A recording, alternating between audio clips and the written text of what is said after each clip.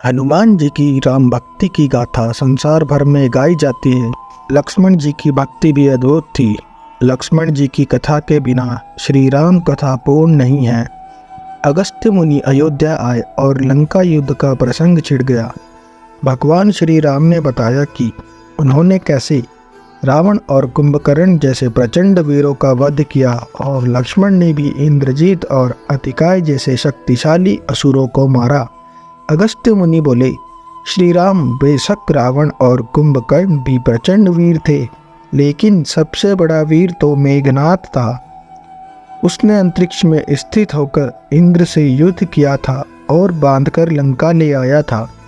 ब्रह्मा ने इंद्रजीत से दान के रूप में इंद्र को मांगा, तब इंद्र मुक्त हुए थे। लक्ष्मण ने उसका वध किया, इसीलिए वे सबसे बड़े योद्धा हुए। श्री राम को आश्चर्य हुआ, लेकिन भाई की वीरता की प्रशंसा से वो खुश थे। फिर भी उनके मन में जिज्ञासा पैदा हुई कि आखिर अगस्त्य मुनि ऐसा क्यों कह रहे हैं कि इंद्रजीत का वध रावण से ज़्यादा मुश्किल था। अगस्त्य मुनि ने कहा, प्रभु, इंद्रजीत को वरदान था कि उसका वध वही कर सकता था जो 12 वर्षों तक ना सोया हो, जिसने 12 साल तक किसी स्त्री का मुख न देखा हो और 12 साल तक भोजन न किया हो। श्री राम बोले, परंतु मैं वनवास काल में 12 वर्षों तक नियमित रूप से लक्ष्मण के हिस्से का फल फूल देता रहा। मैं सीता के साथ एक कुटी में रहता था। बगल की कुटी में लक्ष्मण थे। फिर सीता का मुख भी ना देखा हो और 12 वर्षों तक सोए ना हो, ऐसा कैसे संभव है। अगस्त्य मुनि सारी बात समझकर मुस्कुराए। प्रभु से कुछ छुपा है भला। दरअसल सभी लोग सिर्फ श्री राम का गुणगान करते थे, लेकिन प्रभु चाहते थे कि लक्ष्मण के तप और वीरता की चर्चा भी अयोध्या के घर घर में हो। अगस्त्य मुनि ने कहा, क्यों ना लक्ष्मण जी से पूछा जाए। लक्ष्मण जी आए। प्रभु ने कहा, आपसे जो पूछा जाए उसे सच सच कहिएगा। प्रभु ने पूछा, हम तीनों 14 वर्षों तक साथ रहे, फिर तुमने सीता का मुख कैसे नहीं देखा। फल दिए गए, फिर भी अनाहारी कैसे रहे और 14 साल तक सोए नहीं, यह कैसे हुआ। लक्ष्मण जी ने बताया, भैया, जब हम भाभी को तलाशते ऋष्यमुख पर्वत गए तो सुग्रीव ने हमें उनके आभूषण दिखाकर पहचानने को कहा। आपको स्मरण होगा कि मैं तो सिवाय उनके पैरों के नुपुर के कोई आभूषण नहीं पहचान पाया था, क्योंकि मैंने कभी भी उनके चरणों के ऊपर देखा ही नहीं। 14 वर्ष नहीं सोने के बारे में सुनिए। आप और माता एक कुटिया में सोते थे।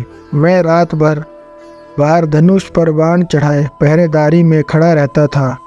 निद्रा ने मेरी आंखों पर कब्जा करने की कोशिश की तो मैंने निद्रा को अपने बाणों से भेद दिया। निद्रा ने हार कर स्वीकार किया कि वह 14 साल तक मुझे स्पर्श नहीं करेगी, लेकिन जब श्री राम का अयोध्या में राज्याभिषेक हो रहा होगा और मैं उनके पीछे सेवक की तरह छत्र लिए खड़ा रहूँगा, तब वह मुझे घेरेगी।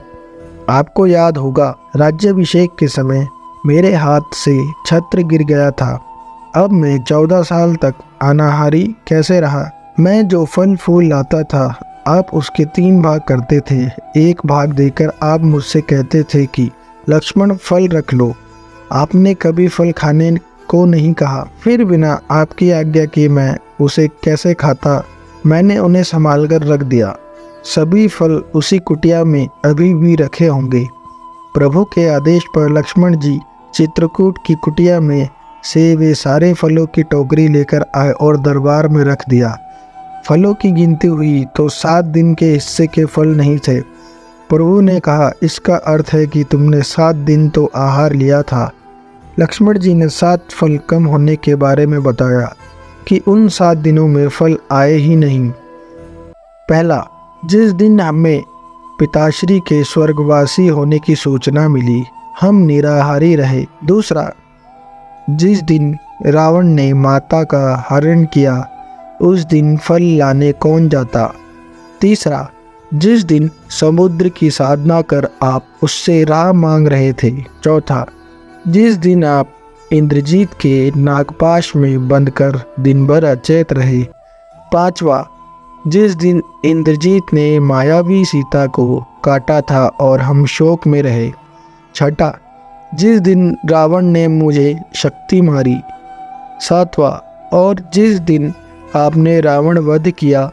इन दिनों में हमें भोजन की सुध कहाँ थी।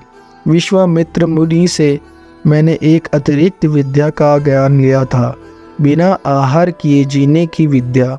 उसके प्रयोग से मैं 14 साल तक अपनी भूख को नियंत्रित कर सका, जिससे इंद्रजीत मारा गया। भगवान श्री राम ने लक्ष्मण जी की तपस्या के बारे में सुनकर उन्हें हृदय से लगा लिया।